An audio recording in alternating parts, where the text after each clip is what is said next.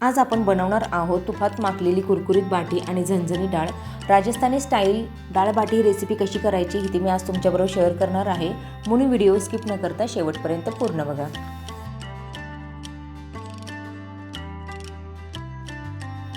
इथे आपले premix ready झालेला आहे। आता आपण आहे ना ह्याची डाळ बाटी करणार आहोत, तर त्यासाठी ना इथे मी 2 कप इतकं आहे ना पीठ घेणार आहे। तुम्ही कोणत्याही का वाटीचं प्रमाण घेऊ शकता। इथे 2 कप आपल्याला हे प्रीमिक्स घ्यायचं आहे। आता हे प्रीमिक्स कसं बनवायचं आहे ना, ही रेसिपी मी पार्ट 1 मध्ये शेअर केलेली आहे। हवे असेल तर मी लिंक इथे मी डिस्क्रिप्शन मध्ये तुम्हाला देत आहे। आता इथे ना आपल्याला 2 कप इतकं हे प्रीमिक्स घ्यायचं आहे डाळ बाटीचं।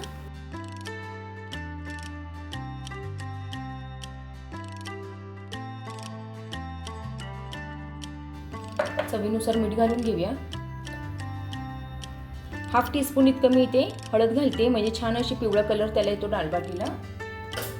आणि ह्याच्यात आपल्याला मोहन म्हणून आहे ना तूप घालून घ्यायचं। तुम्ही तेल पण वापरू शकता, पण तुपाने ना खमंग अशी ही डाळ बाटी तयार होतात आपले। म्हणून मी 2 टेबलस्पून इतकं तूप घालून घेणार आहे। हे मी तापवलेलं नाहीये किंवा हे मी गरम करून घेतलेलं नाही, मी असंच घालतेय। आपलं तूप घालून झालेलं आहे। आपण आहे ना हे तूप आहे ना सगळं छान असं चोळून घेऊया या पिठाला। आपण ह्याच्यात आहे ना जिरा ओवा घातलेला आहे, म्हणून वरून काही घालायची असं गरज नाहीये। ह्याच्यात छान असं सुगंध सुटलेला आहे। जे आपण पीठ वाटून आणलंय ना गिरणीतून, जिऱ्याचा वगैरे भाजण्याची कशी छान अशी भाजणीचा सुवास येतो, तसा छान असा ह्याचा सुवास सुटलाय। आता हे आपल्याला घट्टसर असं मळून घ्यायचंय। हे पीठ आहे ना जाडसर आपण दळून आणलेलं आहे, म्हणून जास्त पाणी ह्याच्यात बसत नाही, थोडंसंच पाणी ह्याच्यात बसणार आहे। एकदमच पाणी घालू नका, अंदाज घेऊन आपल्याला घालायचंय।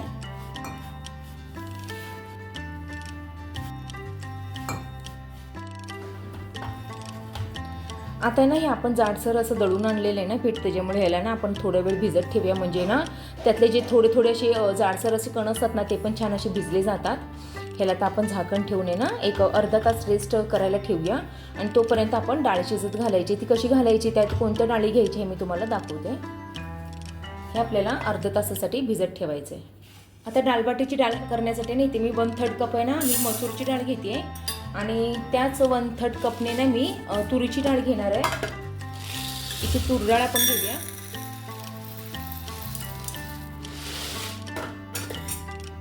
तुम्ही ना यामध्ये चण्याची डाळ किंवा मग अख्खी मसूरची डाळ अशा सगळ्या डाळी पण मिक्स करू शकतात, पण आहे ना ह्या 2 डाळीची ना डाळबाटी एकदम चविष्ट अशी लागते। चण्याची डाळ घातली ना ती ना थोडीशी चव आहे ना आमटीसारखी लागते, म्हणून मग मी हे प्रमाण घेते। तुम्हाला जर आवडत असेल किंवा तुमच्या चालत असेल तर तुम्ही ना सगळ्या डाळी ह्या थोडे थोडे घेऊ शकता। चला तर मग आता आपण ना ह्याला 2-3 पाण्याने स्वच्छ असं धुवून काढायचं आहे, आणि ह्याला 3 शिट्ट्या करून ना आपल्याला ही डाळ छान अशी मऊसूत अशी शिजवून घ्यायची। छान असं मी 2-3 पाण्याने ना डाळी धुवून घेतलेली आहे। आता भरपूर पाणी घालून आहे ना आपल्याला ह्याच्यात आहे ना मीठ आणि हळद घालायची आहे। मीठ आणि हळदीने काय होतं ना छान अशी डाळीला चव येते आणि रंग पण येतो। इथे चवीनुसार आपल्याला मीठ घालून घ्यायचं आहे आणि हळद घालून घ्यायची आहे। आपण फोडणीला पण थोडी हळद वापरणार आहोत।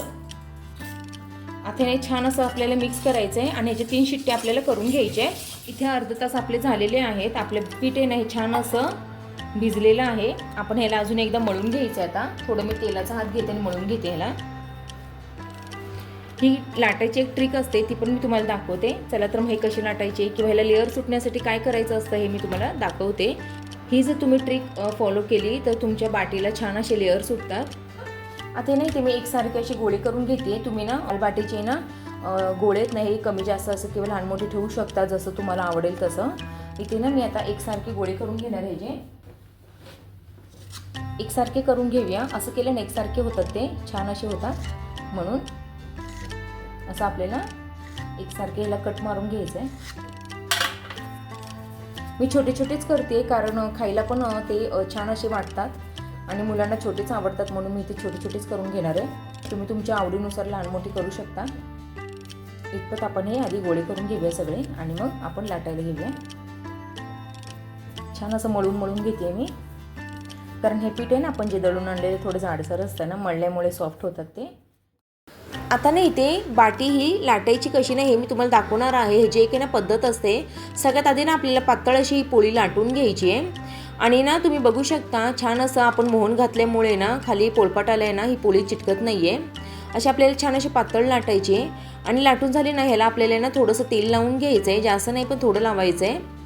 आणि ना व्हिडिओमध्ये दाखवल्याप्रमाणे हे असं आपल्याला आहे ना फोल्ड करून घ्यायचं. ह्याने काय होतात ना, छान अशी लेअर ह्या बाटीला सुटतात. तुम्ही ना परत तेलात टाकली ना, तुम्हाला कळेलच किती छान असे जे लेअर सुटत आहेत. आणि लेअर बघूनच ते आपल्याला खाऊ वाटतात, इतकी छान लेअर ह्याची सुटतात. अशा प्रकारे हे दुमडून घ्यायचं आहे. आणि ना ह्याचा आज्यात असा आहे ना गोळा बनवायचा, जास्त प्रेस नाही करायचं, नाहीतर मग लेअर सुटणार नाहीत. छान असं हलक्या हाताने आपल्याला हे असं गोल गोल करून आहे ना ह्याचा एक गोळा बनवायचा आहे. अशाच प्रकारे आपण सगळे गोळे हे बनवून घेऊया. आता दाल बाटी ही रेडी झालेली आहे. आता आपण ह्याला उकडून घ्यायचं आहे. चला तर मग मी पाणी उकळायला ठेवले, आपण आता ह्याला उकडून घेऊया.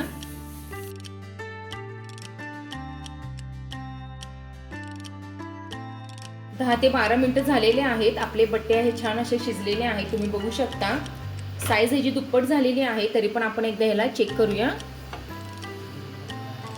छान असे शिजलेले आहेत. आता आपण ह्याला काढून गार करायला ठेवूया. आणि तोपर्यंत ह्याच्यासाठी जे लागणार आहे ना डाळ आहे ना ती करून घेऊया, त्याला फोडणी घालून घेऊया. चला तर मग आपण ह्याची डाळ करून घेऊया.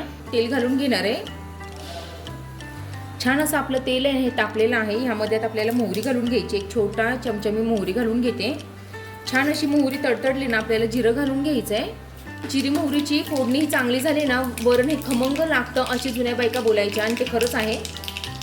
आता याला छान असं सुवास सुटलेला आहे फोडणीचा. आपण ह्याच्यात आहे ना आलेले लसूण आहे ना, हे मी जाडसर असं वाटून घेतलंय, ते घालून घ्यायचं आहे. छान असं आता हे आपण परतून घेऊया. कोणत्या पण भाजीला किंवा कुठल्या पण पदार्थाला फोडणी ही महत्त्वाची असते. फोडणी छान बसली ना, पदार्थ छान लागतो. तुम्ही किती पण साधा करा. इथे ना मी 2 मोठे कांदे ना हे बारीक चिरून घेतलेले आहेत, ते आपल्याला घालून घ्यायचे. आणि छान असं आपल्याला गोल्डन होईपर्यंत परतून घ्यायचे कांदे. कांद्याची चव ना ह्या डालबाटीमध्ये खूपच छान लागते. आपण 1-2 मिनिटं ह्याला कांदा शिजेपर्यंत परतून घेऊया. जास्त पण आपल्याला ब्राऊन नाही करायचं, जसं आपण भाजीला करतो ना तसं नाही करायचं आहे, पण मऊ चांगला आपल्याला हा शिजवून घ्यायचा आहे कांदा. आपल्याला ना कांदा हा परतत आलेला आहे. आता ना ह्यामध्ये आपल्याला कढीपत्ता घालून घ्यायचा आहे. कढीपत्ता आता का घालायचा आहे, जर गरम तेलामध्ये तुम्ही ना कढीपत्ता आधी घातला ना तर तो ना अंगावर असा उडू शकतो. म्हणून ना कांदा थोडा भाजत आला ना, मग त्याच्यावर हा कढीपत्ता घालून घ्यायचा. ही एक छान अशी टीप आहे.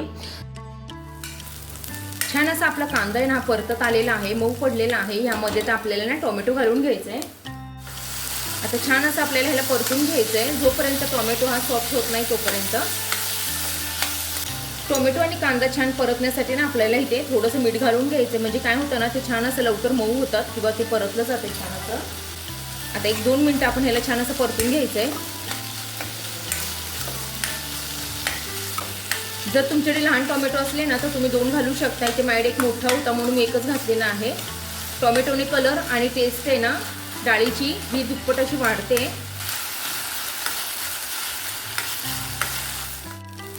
इथे ना मी 2 टेबलस्पून इतके ना हे बेडगी मिरची पावडर घालून घेतलेली आहे. त्याने चव आणि रंग छान होतो ह्या डाळीचा. परतून घेऊया आपण. आपल्याला ज्यात आहे ना छोटा 1 चमचा आहे ना हळद घालून घ्यायची. आपण डाळ शिजवताना पण हळद घालून घेतली होती, म्हणून इथे मी थोडी हळद घालून घेणार आहे. 1 टेबलस्पून आहे ना कांदा लसूण मसाला मी घालून घेतलेला आहे. ह्याची रेसिपी ऑलरेडी चॅनलवर अपलोड केलेली आहे, तोच आहे हा मसाला, तो घालून घेते मी. आता सगळ्यात शेवटी ना इथे मी अर्धा चमचा आहे ना किंवा अर्धा टेबलस्पून आहे ना हे मी सांबर मसाला घालणार आहे. ह्याने ना ह्या डालबाटीची चव आहे ना ही दुप्पट अशी वाढते. नक्की एकदा तुम्ही ना ही ट्रिक आहे ना तुम्ही ट्राय करा आणि मला सांगा कशी झाली तुमची डालबाटीची डाळ. आता हे छान असं आपल्याला परतून घ्यायचं आहे. एवढेच मी मसाले ह्याच्यात घालणार आहे, जास्त काही घालणार नाही आहे, कारण जेवढं आपण ह्याला साधं ठेवणार ना तेवढी छान अशी लागणार आहे आपली डालबाटी. 1-2 मिनिटं आपण ह्याला परतून घेऊया. तुम्ही बघू शकता आपली ना डाळ पण ही छान अशी मऊसूत शिजलेली आहे. त्याला ना आपण एकदा असं ना छान असं एकजीव करून घेऊया. आणि ना हळदीमुळे ना छान असा ह्या डाळीला कलर पण आलेला आहे. आता ना आपण त्याला ना फोडणीमध्ये घालून घ्यायचं आहे.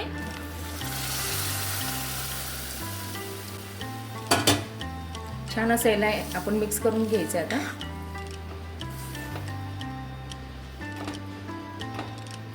आपण आहे ना ह्याच्यात पाणी घालून घ्यायचं. एकदा मी अजून आहे ना ह्याला एकदा छान असं एकदा मिक्स करून घेते आणि पाणी घालून घेऊया आपण मग ह्याला.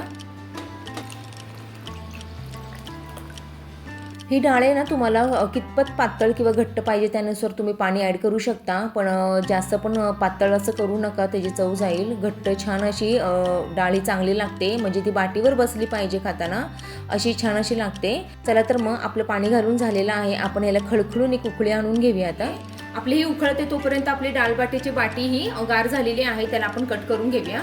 बाटी आहे ना ही गार झालेली आहे. तुम्ही ना पाहिजे तसं लहान मोठं हे जाय ना ठेवू शकता, तुम्ही कापू शकता, याला कट करू शकता, पण मी करतानाच नाही छोटे केले होते म्हणून मी असे जे 4च भाग करणार आहे. तुम्हाला जर जास्त खुसखुशीत ह्या बट्टी पाहिजे असले ना तर तुम्ही ना अजून हे जे ना छोटे छोटे पण असे तुकडे करू शकता, पण हे बरोबर आहे जेवढे मी दाखवलेले आहे ते. थोडेसे ना आपल्याला लेअर हे असे सोडून घ्यायचे, जास्त पण ह्याला मोकळे करू नका, तेलात गेल्यावर त्याला मनानेच लेअर सुटतात. आपली डाळ उकळून झालेली आहे. आपण आहे ना गॅस आता बंद करायचा आहे आणि आता आपल्याला बाटी ह्या तळून घ्यायच्या आहेत आणि छान असे आपल्याला हे खरपूस आता तळून काढायचे आहेत. तुम्ही बघू शकता छान असं आपल्याला बाटीला हे लेअर सुटलेले आहेत, तेलात गेल्यावर नाही मनानेच असे लेअर सुटतात. खूप असे लेअर हे मोजता येणार नाही इतके सुटलेले आहेत. इथे आपली डाळ बाटी रेसिपी ही तयार झालेली आहे. चला तर मग आपली डाळ बाटी रेसिपी ही रेडी झालेली आहे. कुरकुरीत बाटी आणि गरमागरम आहे ना डाळ ही ना मजाच काही खायला वेगळी आहे. ही ना रेसिपी तुम्ही एकदा नक्की ट्राय करा. आवडली असेल तर लाईक शेअर आणि सबस्क्राईब करायला विसरू नका.